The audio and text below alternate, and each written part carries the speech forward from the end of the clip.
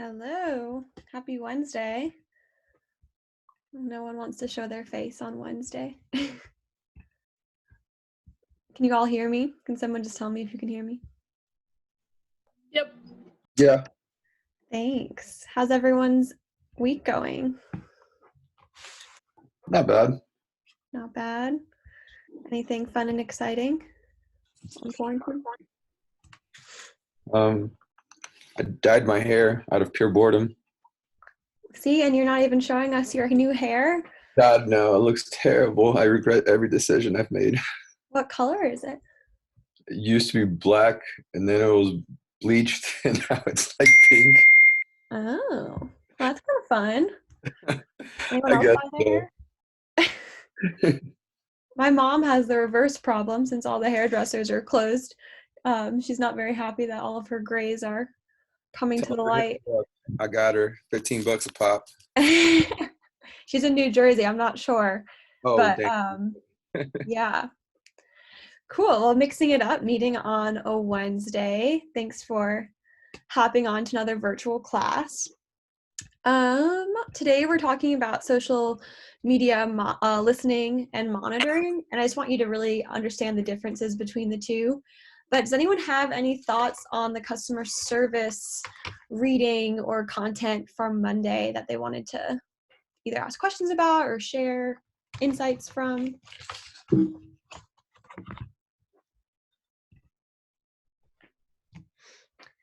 I know that reading is very marketing focused.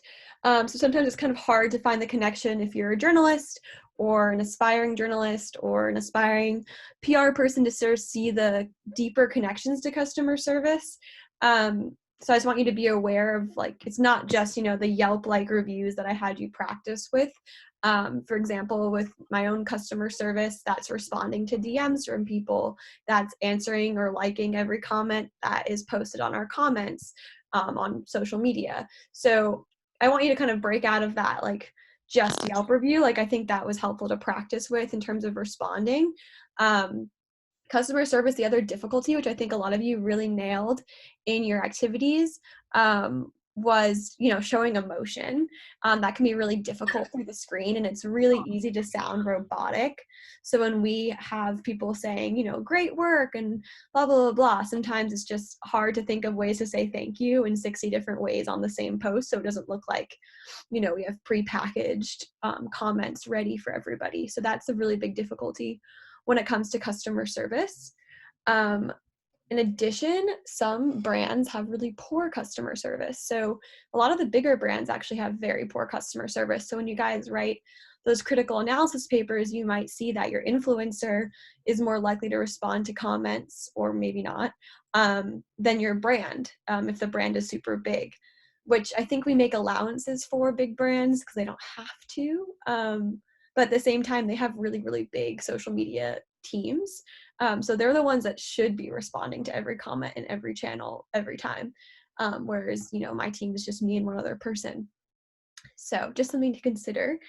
I just wanted to also remind you guys of some things coming up. So that paper that I just talked about, the critical analysis paper, is due this Monday. So the date is April 27th. Any questions on that paper? Because this is the last time we'll be talking face-to-face before it's due.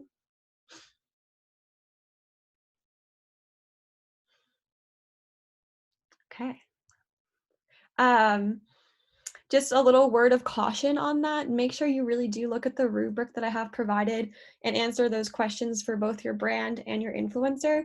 I saw some of you have brands and influencers that are related, which is totally fine if you do Kylie Jenner as your influencer and Kylie Cosmetics as your brand, but make sure that you don't miss answering the questions for each. Sometimes when you lump that together, you can miss points that way. So just make sure you're analyzing the brand and also the influencer separately. I always tell people to think of this as two-page papers, so 2 pages on your brand and 2 pages on your influencer, and just hit all of those questions that I have posed to you, and you should be good to go. On top of that, tonight, I just want you to post your mini campaign topic. So that's your final project for this class. So it's not due until the last class. I just want you to start thinking about it now.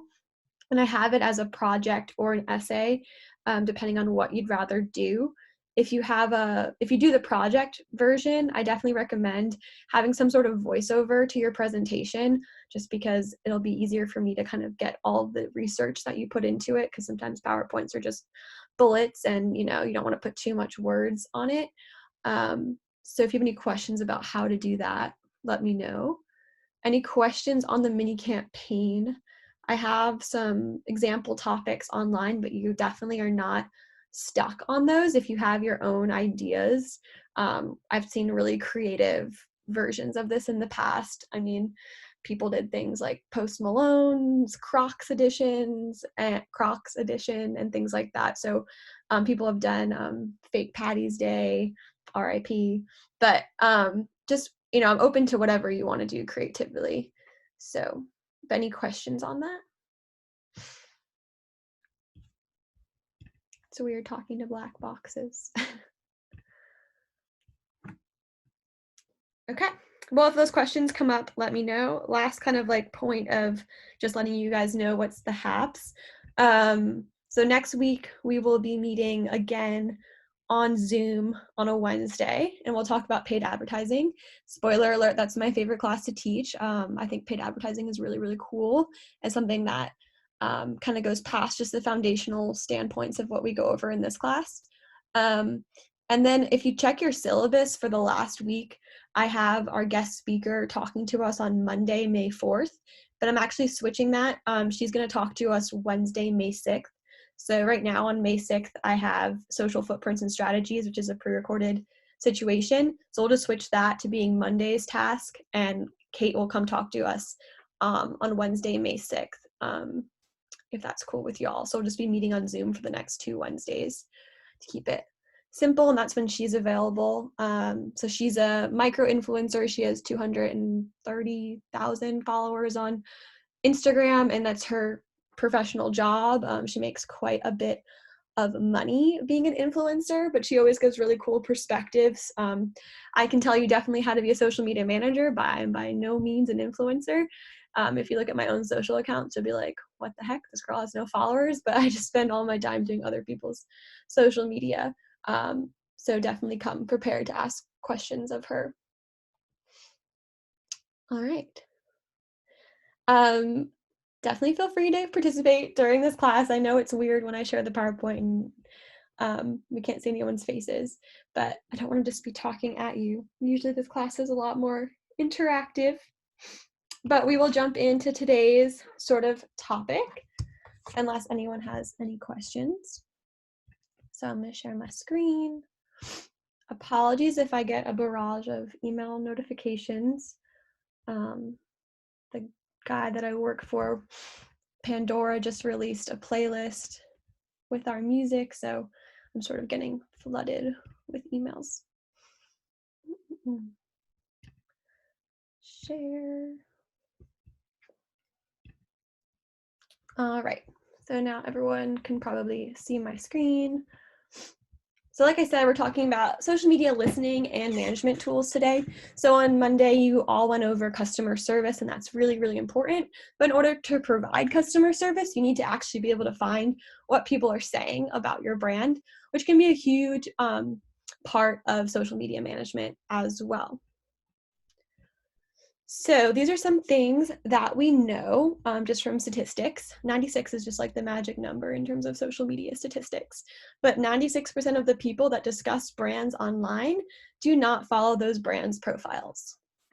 And actually the majority of conversations about brands and products on social media do not include branded mentions. They don't tag the person or brand that they're referring to. So what do you think this means in terms of difficulty of monitoring social media? You can never really know all of what's being said about you. You can't really like track all of it because there's always going to be like one person that didn't like tag you or something. Yeah, definitely. So it's really the majority of conversations about your product or your brand or your journalism, whatever you're looking for. You're going to miss it if you're just typing in, your username, or you're just typing in, or just looking at your own mentions or tags. You're going to be missing 96% of the conversation. So that means in terms of customer service, if you have people saying bad things about your product or brand or journalism, you're missing 96% of the bad or the good. So you can't really address the bad in order to fix it. So that makes it really, really difficult. The nice thing is, with all this technology, we have tons and tons of tools to help us monitor and listen. So you're not totally alone in this. You don't have to just feverishly search for a million different keywords every single day. But let's just take an example. So obviously a trending topic right now is coronavirus. So if I was the CDC and I was looking for conversations that were related to the coronavirus, what types of keywords do you think I could be looking for? Because I don't think anyone's tagging necessarily the CDC in the conversations.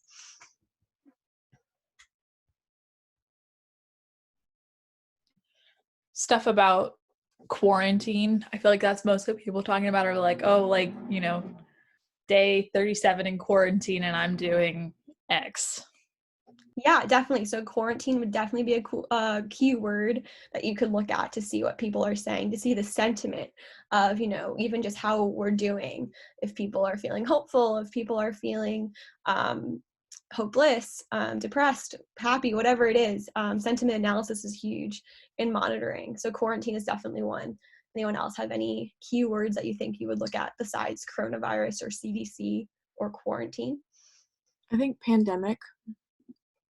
Definitely pandemic. And the difficulty with something like that is people might be talking about, with all of these things, you have to kind of sift through to see, what's related to the pandemic that you're looking for, or the disease or topic you're looking for, versus, just general. I mean, people could be citing the Spanish flu and things like that as well, which is related. That could be another keyword that you search because they are relating that a lot to coronavirus. Anything else? These are all great. And this is just an example. I mean, another example, when we're thinking about trending topics and things, one of my students last semester talked about, sort of the obscure things that you wouldn't think are related to necessarily a pandemic or to your brand. So for example, crock pot, there was a TV show that a crock pot got set on fire, and it set the house on fire, and then Crock-Pot was having to deal with like an inundation of bad social media that their Crock-Pots were going to set real homes on fire, even though it was just a TV show. So keywording that TV show to find mentions of Crock-Pot would be another kind of thing that you have to be on top of in terms of trending topics. So it can be really, really difficult and obscure. So that's why we have a whole lesson dedicated to it. Another big takeaway from today is the differences between social media monitoring and listening, because they are two different things. So we'll start with monitoring here. So monitoring is the process of monitoring. I told you we're not very creative with our definitions, and replying to incoming questions or comments about your brand. So this is really you on the ground interacting with your users. It's about compiling a list of social media engagement instances, and it has the intention of taking immediate action. So you're going to reply to the comment, you're going to like it, or maybe if you have a bigger brand, you're going to route that message to a support team member, like someone who's just in customer service if it relates to that. So this is on the ground, close up, very interactive. Ways to proactively monitor conversations and respond in real time. These can help enhance your service. So customer service, obviously, can definitely improve customer loyalty and customer advocacy. So people talking positively about your brand. You can find new customers this way, and you can protect the brand. So protecting the brand is sort of like the crock pot example. So if something is sort of festering without a direct connection, you can find it maybe preemptively by searching those kinds of trending topics that might relate to your brand. I think my husband's about to make a smoothie, so sorry if you hear a very loud noise. If you're only paying attention to mentions though, like we talked about, you're missing that huge population of people who are talking about your brand and your product. So just something to be aware of when you're monitoring on the ground, you might be missing those other conversations that are happening. Any questions on monitoring? It's pretty straightforward. Relates a lot to customer service. It's, actions that you are taking. But the biggest takeaway here is to not wait for a crisis to happen. You have to be very active in your monitoring before things can take a turn. I know on the customer service one, if any of you checked out sort of the trending topic fails, that's part of it, was they weren't kind of seeing the future of how people might react to their content. And that can be part of monitoring as well. So if I'm Entenmann's and someone on my team knows that the Casey Anthony trial is happening, I need to protect my brand and go through my content and make sure we have nothing that could be connected to that if we think it's going to impact us negatively. But like I said, we have some tools at our disposal to help us with this. Don't have to do it alone. So these are 3 tools that I use. TweetDeck is really helpful for Twitter. It's also owned by Twitter. So it's a dashboard application for the management of Twitter accounts. So it can help you monitor hashtags and trending topics that are happening, or maybe surrounding your keywords that you put into it. So I won't have a formal assignment like I did for Hootsuite for these, but these are just some things to check out on your own if you're interested in monitoring tools. So TweetDeck is great. Google Alerts, I'm sure you've all maybe somewhat heard of Google Alerts. Super, super easy to use. I have it pulled up here. So literally you just type in google.com/alerts and you can create an alert about anything. So like those keywords we talked about for coronavirus, if you wanted to know everything that was being talked about relative to the CDC, you might put in CDC, you might put in coronavirus, you might put in quarantine, you might put in pandemic, and you'll get alerts directly to your email for every time those words come up in Google. This is really, really helpful for creating this thing called a reach report that a lot of journalists have to do if they are applying to prizes such as the Pulitzer and things like that. So when my reporter was applying for the Pulitzer Award, I had to come up with a reach report. So that's finding all the times that your stories are mentioned internationally. So a really easy way to do that is to put in his name to Google Alerts every time he's mentioned, or the title of his article was mentioned. It came right to my email. So this can be really, really helpful to find those conversations in a broad light. So you can play with this. It's free. So if you just want to Google alert your own name and see what's happening in the world, you can see what is being said about you. And then back to our good friend Hootsuite. The reason I like Hootsuite, I know the free tool isn't as robust as the paid tool, but hopefully if y'all stay in the social media world, your company will pay for the non-free version, so you don't have to pay for it.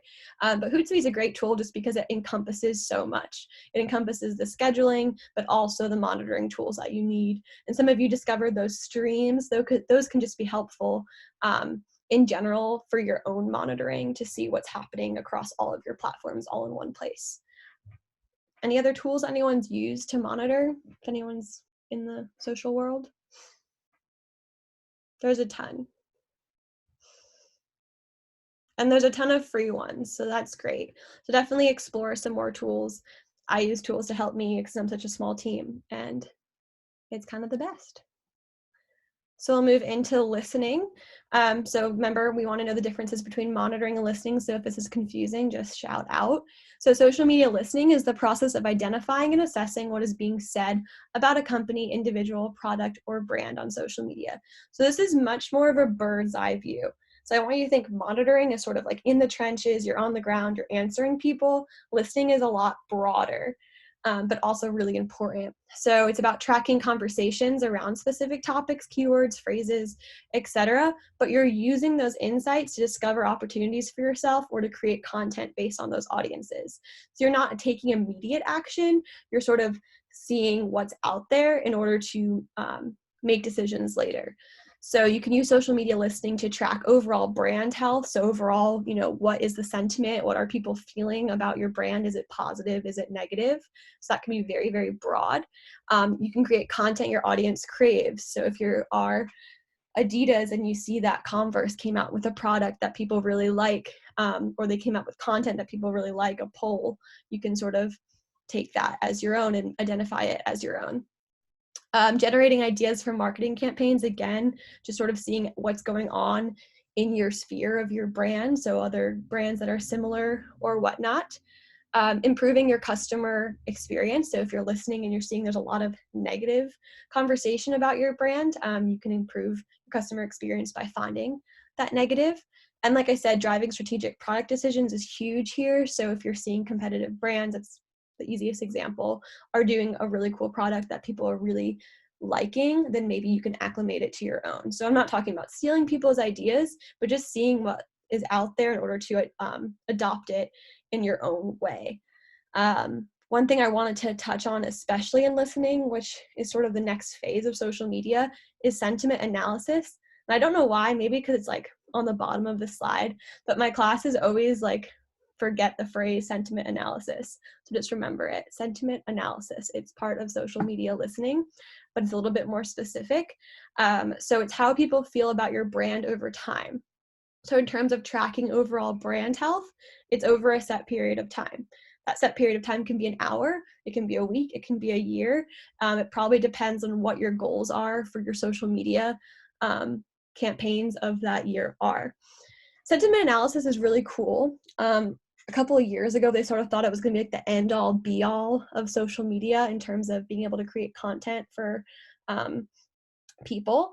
But the problem is our systems that are so helpful, like those tools we talked about, they are still a bit robotic, and robots have trouble dealing with feelings. And that's what sentiment is all about.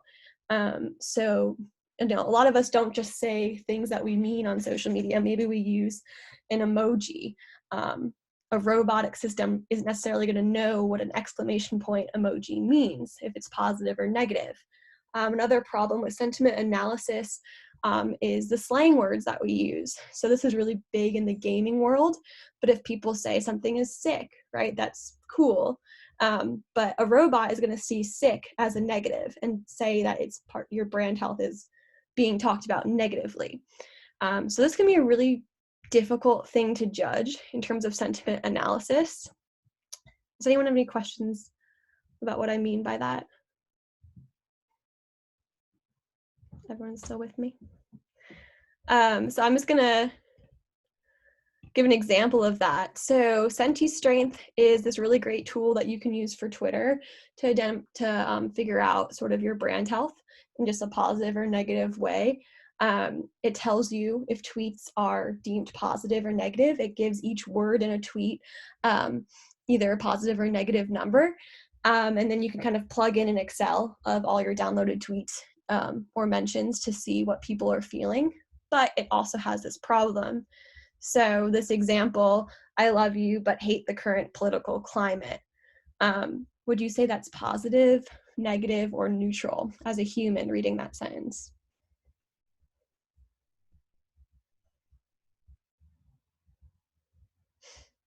More positive, because it's just like currently things are bad, but yeah, so it's still saying I love you, but this other thing. But if you detected the sentiment of the sentence, it sort of breaks it down. You'll see here like I love is 3, hate is -4, so love and hate aren't even evenly judged in the system. Hate is more of a negative. And it'll tell you the overall sentiment of the sentence. So the overall result here is -1. So it's judging this as a negative statement. So just think of this on a bigger scale. You're not going to just have to plug in every tweet you ever get. You can upload Excels to something like this. But just think about, you know, if this is detecting it as negative, think about all the other issues that you can put into it. Does anyone have a sentence that they want to try? Sort of a fun tool.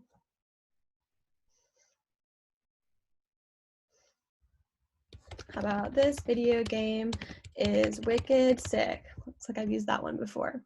Anyone from Boston and use wicked a lot? That's like the like of Boston. So true. What? That's like super true. I lived there for a while. Yeah, I've had some friends from Boston. Wicked great. Wicked, it can be negative or positive. So you can put this in, it's seeing wicked as a positive. And it's seeing sick as a negative. So it does see that this is +1 in terms of positive. So it is a positive, but sometimes this can be misconstrued depending. So just think about emojis, how there's so many of them. How are we supposed to know if they're positive or negative if we are a robotic system like this? Think about, sick in the sense is actually a positive, but it's rating it as a negative. So this is really super simple breakdown version of what I'm talking about with sentiment analysis, but there's definitely some issues still going with it. We're just going to watch this video that talks about the kind of the cool features of sentiment analysis in terms of figuring out who's going to win in football games and who is going to win Oscars. And this guy sounds really boring, but what he's talking about is interesting. So let's just watch what he has to say about sentiment analysis.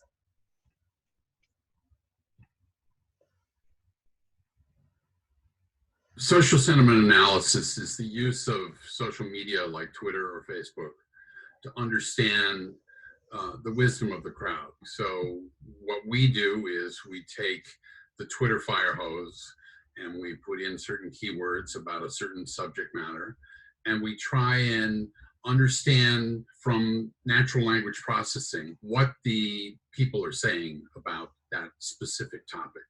A lot of the work that we've tried to do is to understand how to filter out sarcasm, what's positive, what's negative, and what's sarcastic, and also to understand the hundreds of emoticons that people use on Twitter. This is very useful for marketers to understand what the buzz is about a movie. And it also helps you understand where you should be putting your marketing dollars. What is the reaction to your social media campaigns? What is the reaction to your advertising campaigns? This is just beginning to be a really critical part of the chief marketing officer's role in the next 10, 20 years in the media business. The tool has been extraordinarily predictive of what movie is going to open the best on any given weekend. We could tell that the movie Cowboys and Aliens was not going to work, and that Hunger Games was going to do $200 million in the first week because the buzz around it was so high and so positive. One of the uses of the Twitter sentiment analytics was to look at the whole Oscar show. You could see a little peak when Jean Dujardin won the Best Actor award, but it was nothing compared to the peak when Meryl Streep won the Best Actress award. But when we went in and looked at the sentiment of it, it was almost 50-50 between those people who said, oh, wonderful Meryl Streep, and all those people say, oh, Meryl Streep always wins. Why didn't Viola Davis win? And so that was very different. The ability to look at a million tweets in a couple of hours about a given subject, be it sports, be it entertainment, gives you that look into what the people are really thinking. It is like having a 1 million person focus group. And that's different.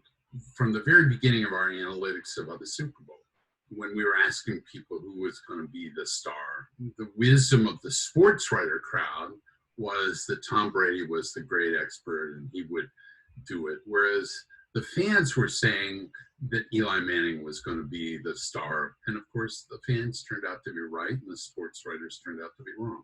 The cool thing about these new tools is that you have a focus group of 1 million people.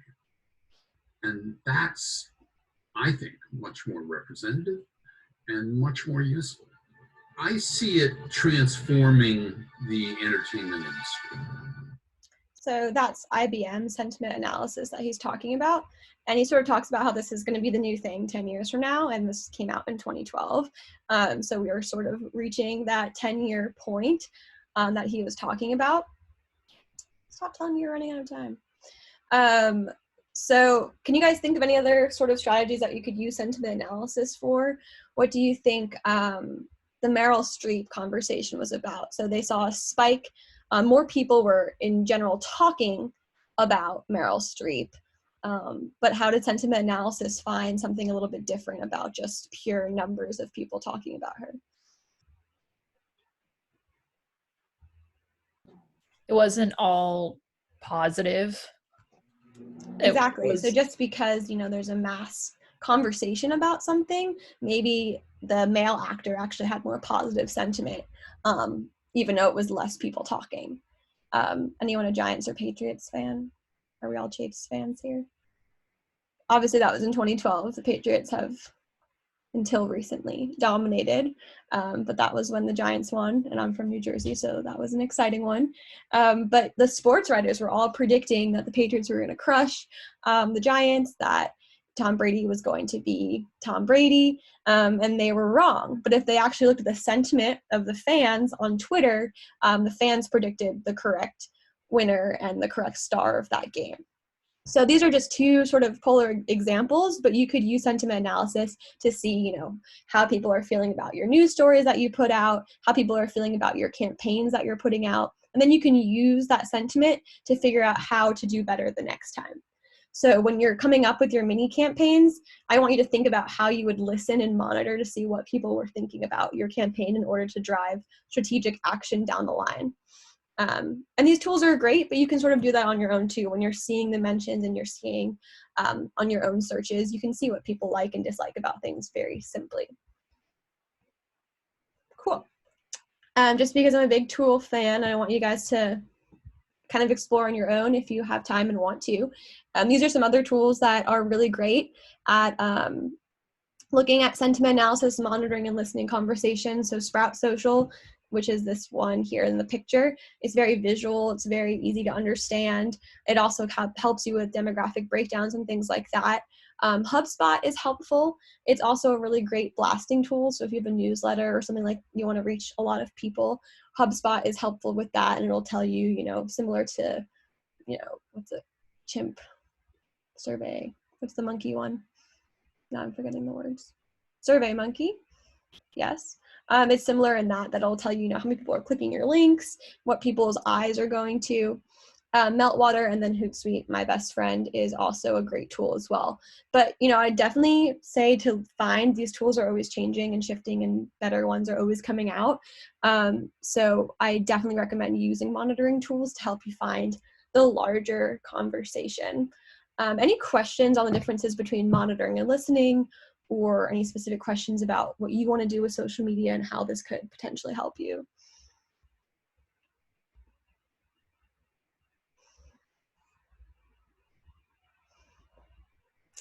Okay, unrelated, but if any of you are still looking for good books, I will share a book that I've been reading on Instagram and how it started. Does anyone know what Instagram's first name was? I just learned this by reading it. No. Hint, it has to do with alcohol.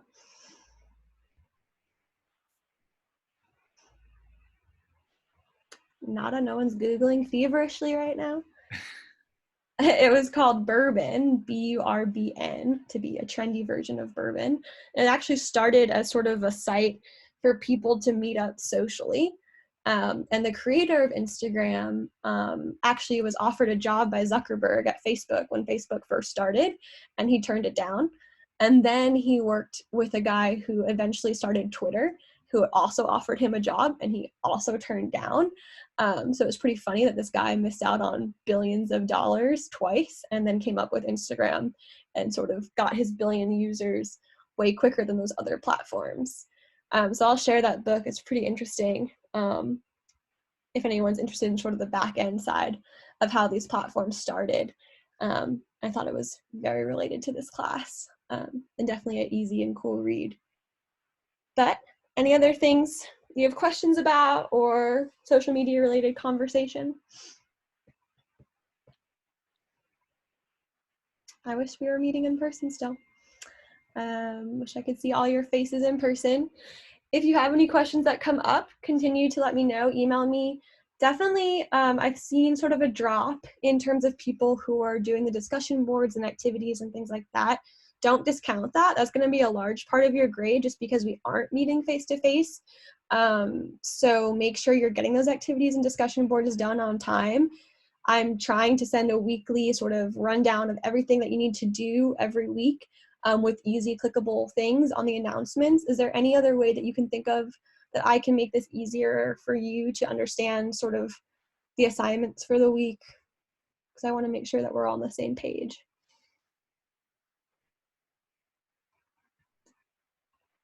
I think what you're doing is Well, if you good. think of any, Sorry, did I cut someone off? No, I think what you're doing is pretty good. Those daily or semi-daily reminders. Okay, well, I'll continue to do that. Definitely follow the Instagram too. I try to post more reminders there. We still have those weekly challenges as well to help with those quiz grades. Your quiz that's going to be due on Friday at 11:59. It's open today, so it's going to be on what we covered on Monday and today's conversation. So if you feel ready to take that quiz, you can take it anytime now or before 11:59 on Friday. Still closed book and things like that. But yeah, any questions on what the quiz will be?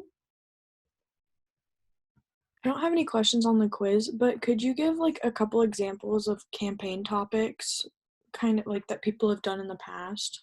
Yeah, and I'll put a folder, I'm not sure if it's up there yet, of examples of some good ones of the past. The paper is a new option because this used to be a group project when we met in person. But if you go under the assignments on Canvas, I also have some like general examples of what people have done. Because I know some people like examples and some people are like, then they're going to, for me, I feel it creatively when I see an example, then it's hard for me to make my own version of that. But if you go under mini campaign project, ooh, I don't have the examples here. That would be helpful. Maybe it's under discussions. Yeah, so if you go under discussions and choose your mini campaign assignment, you're gonna put your topic here by tonight, but there's some examples here. So you can do a movie release, you can do something Kansas State related, either football homecoming or, I don't know, the reopening of school after we're not online anymore. I've also put my work with Ian Urbina as a option, and if I like some of the stuff that you're using, we might use it in some of our real promotion. So that's an option. I can send you some assets and background of that, but I have some examples here. Parks and Rec. Really, you can do whatever creatively you want. If you want, instead of to do an event, you want to do an influencer campaign. So maybe an influencer who's promoting a certain brand, you can totally do that too. Does that help, or am I being vague? No, that helps a lot. Thank you so much. Yeah, and I'll put under files, I'll put some examples of previous campaigns so you can see what other people have done. And if you don't want to do a PowerPoint, if you want to do a video or something else, I'm totally open creatively. I feel like PowerPoint's the most straightforward way. And like I said, it used to be a group project, but now we have the paper option as well. So you can just sort of answer all the questions of a mini campaign in a paper format instead of making a formal presentation if you prefer. Any other questions? We have less than a minute, but okay. If any other questions come up, let me know. Email me, text me, whatever. We will meet again next Wednesday to talk about paid advertising. So I'm excited for that. And then the following Wednesday to talk to Honestly Kate. So if you want to check her pages out beforehand, that's her handle. But I hope you all have a good rest of your week, and let me know if there's any questions that arise. And make sure you all hand in your quizzes and things on time. And that paper is due on Monday. Critical analysis paper is one of your biggest grades for the class. So make sure you hand that in on time. It's due at 11:59 Monday. So you have the whole day Monday as well to finish it. But I'm a pretty big stickler for deadlines because I come from the journalism world and they're important. Okay, you're all free to go. Thank you for listening to Social Media, listening and monitoring. Let me know if you have any questions.